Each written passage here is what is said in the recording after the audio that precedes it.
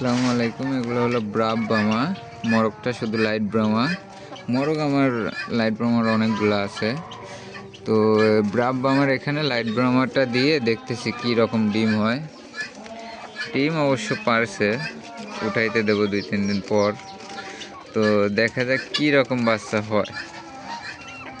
এগুলা নিজে উঠানোর জন্য লাইট ব্রাহ্মার সাথে ব্রাহ্মাটা ক্রস করতেছি।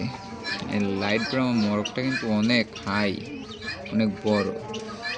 তো এদের বাচ্চা আমি উঠে আগে নিজে পরীক্ষা করব কি রকম হয়।